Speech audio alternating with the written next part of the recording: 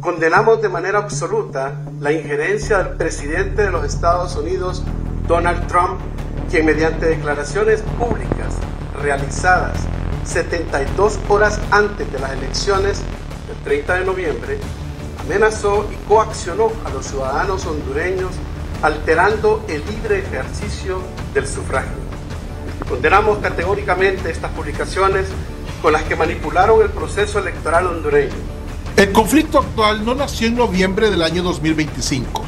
Honduras viene arrastrando una fractura estructural desde el año 2009, cuando ocurrió el derrocamiento de Manuel Zelaya. Ese evento no solo cambió un gobierno, rompió el orden político y dejó una división social que se convirtió en identidad política. Honduras quedó marcada por una polarización que ya no es coyuntural, sino cultural. Celayistas contra anticelayistas.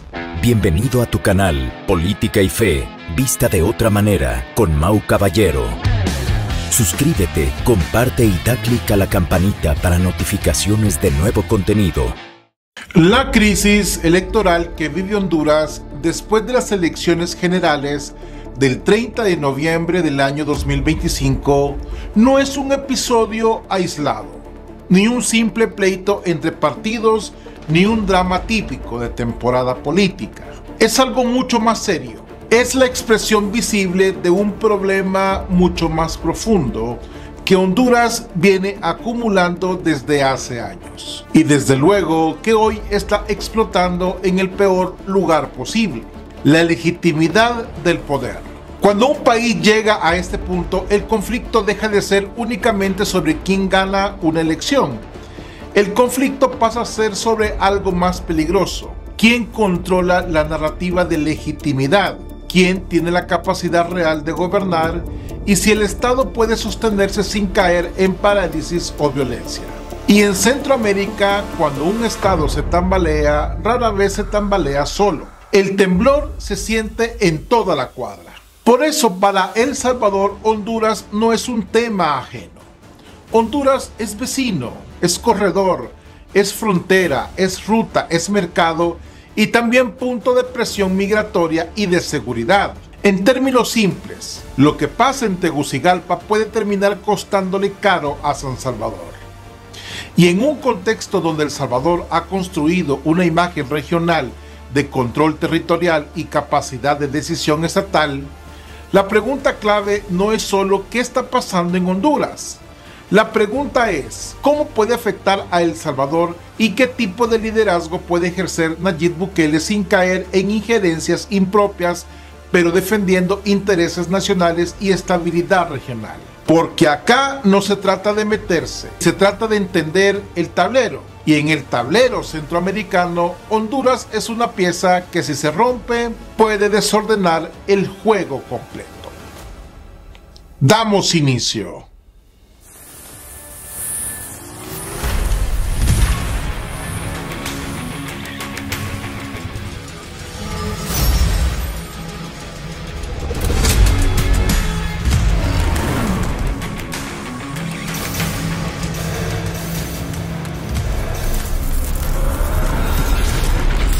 Política y Fe, vista de otra manera. Damos inicio. Si el presidente que tenga 65 votos cree que va a poder gobernar durante los próximos 4 años, está equivocado. Ellos han dicho que quieren hacerle juicio político al fiscal. ¿Cuántos votos se necesita para hacerle un juicio fiscal? Un juicio al fiscal general en este momento, más de 90. 96. Exactamente. Un presidente del Congreso tiene que gobernar o tiene que obtener la jefatura de la presidencia del Congreso Nacional con más de 65 votos. Porque mire, a nosotros no nos urge ponerle la banda presidencial a Tito Astura. A quienes les urge empezar a gobernar, al Partido Nacional. Nosotros podemos estar en consenso y diálogo, porque para eso es el Congreso, para hablar todo el mes de enero, si es posible, todo el mes de febrero.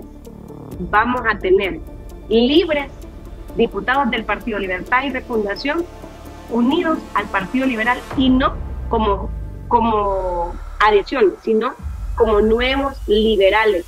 Se lo estoy dando de última hora. El conflicto actual no nació en noviembre del año 2025. Honduras viene arrastrando una fractura estructural desde el año 2009, cuando ocurrió el derrocamiento de Manuel Zelaya. Ese evento no solo cambió un gobierno, rompió el orden político y dejó una división social que se convirtió en identidad política. Honduras quedó marcada por una polarización que ya no es coyuntural, sino cultural. Celayistas contra anticelayistas. Y cada bando interpretar el poder desde una lógica de trauma. Para un sector, el Estado quedó manchado por una ruptura antidemocrática. Para el otro, el golpe fue la contención de un proyecto que consideraban peligroso. Y cuando una sociedad vive así, la política deja de ser competencia y se vuelve guerra simbólica permanente. Esa polarización no se resuelve con una elección, se hereda, se transmite y se vuelve lente. Y con ese lente se interpreta todo.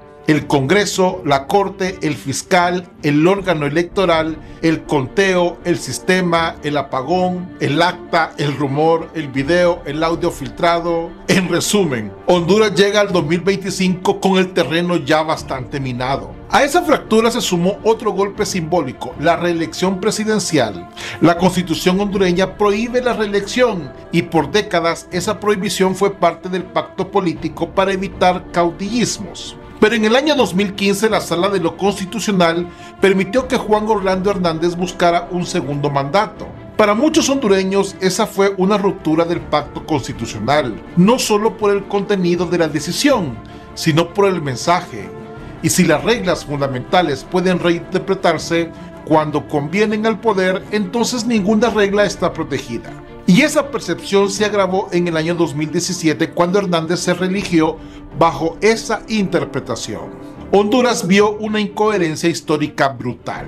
El argumento que se usó para sacar a Zelaya en el 2009 se volvía flexible para permitir la continuidad de otro proyecto político. Ahí se instala una idea venenosa. La ley no manda, manda quien controla la ley. Y cuando esa idea se instala en un país, cada elección se vuelve sospechosa antes de empezar. El episodio del 2017 y 2018 es central porque instala el trauma electoral moderno de Honduras. El conteo preliminar daba ventaja al opositor Salvador Nasralla. Luego ocurrió una caída del sistema. Y cuando el sistema volvió, la tendencia cambió. Condenamos de manera absoluta la injerencia del presidente de los Estados Unidos, Donald Trump, quien mediante declaraciones públicas realizadas 72 horas antes de las elecciones del 30 de noviembre, amenazó y coaccionó a los ciudadanos hondureños, alterando el libre ejercicio del sufragio. Condenamos categóricamente estas publicaciones con las que manipularon el proceso electoral hondureño. El Tribunal Supremo Electoral declaró ganador a Hernández por un margen estrecho. La oposición denunció fraude. Hubo protestas masivas, toques de queda, muertos, miles de detenidos. Más allá de los detalles técnicos, el efecto político fue devastador. Se dañó gravemente la confianza en el sistema electoral y se consolidó la idea de que el proceso podía ser capturado o manipulado. Y cuando observadores internacionales señalaron irregularidades y falta de transparencia, esa desconfianza se volvió todavía más difícil de revertir. En política, cuando una sociedad aprende a desconfiar del conteo, ya no discute resultados, discute realidad. En el año 2021, la victoria de Xiomara Castro por parte del Partido Libre, muchos pensaron que el cambio de gobierno podía abrir una etapa de recomposición institucional. Castro llegó con discurso de refundación y lucha contra la corrupción, rompiendo 12 años de hegemonía del Partido Nacional. Pero los problemas estructurales persistieron. Corrupción, interferencia política en el poder judicial, pobreza, violencia y un sistema de justicia debilitado. Y a esto se sumó un conflicto institucional fuerte en el año 2023 por la elección del fiscal general. El Congreso no lograba acuerdos, hubo nombramientos interinos, cuestionados y sugirieron acusaciones de imposición. Ese choque profundizó la percepción que las instituciones no funcionaban como árbitros, sino como extensiones de la disputa partidaria. Entonces Honduras llega al año 2025 con un combo explosivo. Polarización heredada, precedentes de reglas dobladas, trauma electoral reciente, instituciones frágiles y una sociedad entrenada para sospechar. La jornada electoral del 30 de noviembre del 2025 en sí no fue el detonante principal. El detonante fue el conteo y la transmisión de resultados. Fallos técnicos, retrasos y problemas en el sistema dejaron al país días sin resultados definitivos, con discrepancia en un porcentaje de actas que debía revisarse. El Consejo Nacional Electoral sostuvo que los problemas técnicos no comprometían el resultado, pero la comunicación fue deficiente, poco coherente y errática. Y aquí está la regla de oro. Cuando la confianza ya está dañada, la falta de claridad se interpreta como intención. En ese escenario y con más del 99% de votos contados, Nasri Asfura aparecía con ventaja aproximada de 40.000 votos, mientras que Rixi Moncada quedaba en tercer lugar. El partido gobernante anunció que no reconocía los resultados y denunció un golpe electoral y acusó incluso injerencia internacional, llamando a movilizaciones. Del otro lado, sectores opositores acusaron al gobierno de intentar un autogolpe, usando presión callejera para desconocer un resultado adverso. Cuando ambos bandos se acusan de romper la democracia, el país entra en zona peligrosa. La legalidad deja de ser referencia común y se vuelve arma retórica. Aquí aparece un elemento crítico: el rol del Congreso en la validación del resultado. Si el Congreso amenaza con no validar, o si una parte desconoce de facto al ganador, Honduras corre el riesgo de entrar en un limbo prolongado. Parálisis, violencia, deterioro económico, y cuando Honduras se paraliza, Centroamérica se desordena, porque la región comparte rutas, mercados, flujos humanos y amenazas transnacionales. El Salvador no puede ignorar esto, porque los efectos no son abstractos, son concretos. Impacto 1. Migración y presión humanitaria, más allá del discurso. Una crisis política sostenida suele traducirse en crisis económica y social, inversión que se frena, empleo que cae, incertidumbre que se multiplica. Eso empuja a más personas a migrar. El Salvador puede enfrentar más presión en tránsito, control fronterizo y gestión humanitaria. Y además, un aumento migratorio suele ser aprovechado por redes de tráfico de personas. No es estigmatizar al migrante, es entender que el crimen se alimenta del desorden. Respuesta inteligente, firmeza en seguridad, más orden humanitario. Impacto 2. Seguridad y crimen transnacional, el efecto frontera. Cuando un Estado se concentra en disputas internas por legitimidad, reduce su capacidad de control territorial efectivo. En ese vacío, estructuras criminales se fortalecen: narcotráfico, contrabando, extorsión, tráfico de armas. Aunque El Salvador haya reforzado su control interno, el crimen se adapta. Y si Honduras se vuelve un espacio de distracción estatal, el crimen va a intentar reacomodarse. Respuesta inteligente: prevención, inteligencia, vigilancia de rutas, coordinación selectiva. Impacto 3. Economía y logística, el costo silencioso. Si el conflicto deriva en bloqueos, protestas prolongadas o interrupciones de rutas, el comercio regional se encarece y se vuelve impredecible. Afecta cadenas de suministro, transporte terrestre, costos de importación y exportación. Además, inversionistas miran Centroamérica como paquete. Si Honduras se desordena, el riesgo percibido se contagia. Respuesta inteligente: continuidad logística, planes de contingencia, narrativa de estabilidad respaldada por hechos. Impacto 4. Contagio político, normalizar la ruptura. Si se normaliza que los resultados se desconocen por presión callejera o maniobras institucionales, se consolida un precedente regional peligroso. En sociedades polarizadas, ese precedente se usa como argumento para justificar futuras rupturas. Por eso El Salvador tiene interés en que Honduras encuentre una salida institucional verificable, transparente y pacífica, no por romanticismo, sino por autoprotección estratégica. 3 escenarios para Honduras. ¿Y qué significa esto para El Salvador? Como un escenario primero, tenemos que la salida institucional controlada es la mejor opción, pero tampoco es automática. La revisión técnica de actas en disputa y las auditorías verificables del sistema de transmisión y sobre todo una resolución de impugnaciones por canales legales. Comunicación pública realmente coherente. Para El Salvador, el impacto moderado habrá que menos presión migratoria y menos ventana criminal, menos ruptura logística, pero ojo, esto no ocurre por buena voluntad, ocurre cuando los actores perciben que romper el marco legal les cuesta más que aceptarlo.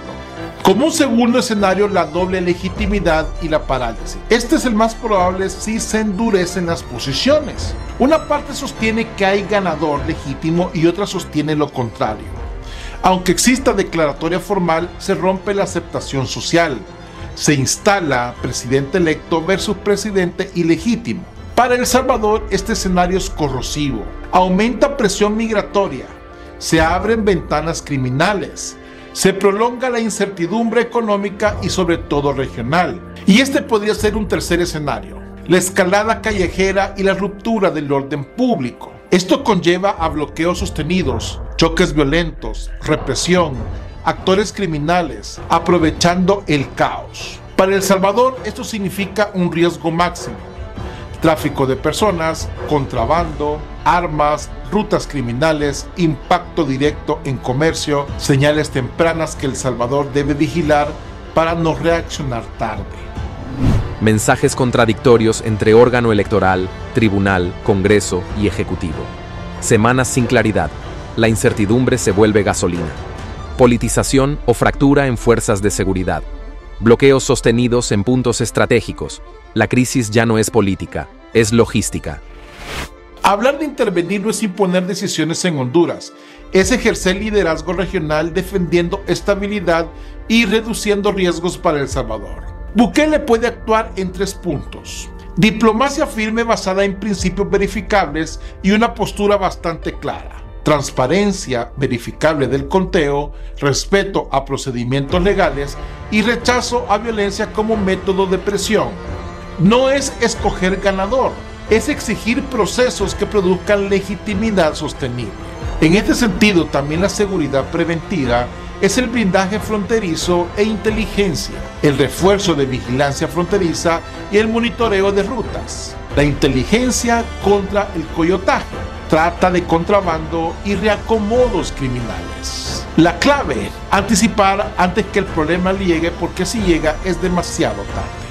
Como otro punto, la articulación regional, el mecanismo de acompañamiento técnico al impulsar estándares mínimos, transmisión de resultados, auditorías, cadena de custodias, resolución de impugnaciones, comunicación pública. Esto no es una burocracia, es elevar el costo de la ruptura y reducir el espacio de sospecha.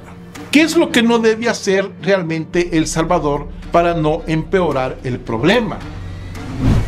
No personalizar la crisis como pelea ideológica simplista. No hablar desde rumores o desinformación. No convertirlo en espectáculo mediático. No sonar intervencionista. La palabra correcta es acompañamiento, facilitación, verificación. Llegados a este punto, hay que decirlo sin rodeos. Lo que está en juego en Honduras no es solo un resultado electoral. Lo que está en juego en si Honduras puede sostener un mínimo de credibilidad institucional después de años de fracturas, precedentes polémicos y crisis acumuladas. Y cuando un país pierde credibilidad institucional, el problema deja de ser político y se vuelve estructural. Gobernabilidad, economía, seguridad y futuro. Este tipo de crisis no se queda quieta, se expande, se filtra, se contagia. Por eso Honduras no es un tema de curiosidad para El Salvador, es un tema de interés nacional, porque Honduras es corredor, es frontera y es ruta. Y cuando el Estado vecino se debilita, también se mueven redes criminales, también se disparan presiones migratorias, también se encarece el comercio, también se contamina la reputación regional. Centroamérica funciona como un sistema y cuando una pieza entra en parálisis, todo el sistema paga el precio. Aquí hay una frase que no es poesía, es advertencia histórica. La política es el arte de lo posible y en Centroamérica lo posible se vuelve imposible cuando la legitimidad se rompe. porque sin legitimidad no hay obediencia, y sin obediencia no hay Estado, y sin Estado lo que manda es el caos. Por eso el llamado a la acción es doble.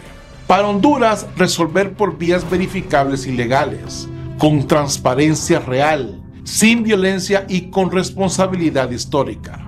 Porque cuando un país decide que el conteo se pelea en la calle termina cobrando con sangre. Para El Salvador es mantenerse vigilante, blindarse preventivamente y ejercer liderazgo regional con firmeza y prudencia. No para mandar en Honduras. Esto es para proteger a El Salvador y para empujar una salida que no convierta a Centroamérica en un dominó. Y para la región entender algo básico que muchos repiten, pero pocos practican. La democracia no se sostiene con consignas, se sostiene con instituciones creíbles, procedimientos transparentes y capacidad de aceptar resultados dentro de las reglas claras. Porque al final la pregunta que define esta década para Centroamérica no es ideológica, es existencial. ¿Vamos a construir estados que funcionen? ¿O vamos a seguir repitiendo crisis que nos van a empujar a migrar y a sobrevivir? Ese es el punto. Y esa, señores, es la decisión. Pueblo hondureño como salvadoreños estamos con ustedes. ¿Y tú qué opinas de todo esto? Te leo en los comentarios. Bendiciones, paz y bien. Dios con ustedes.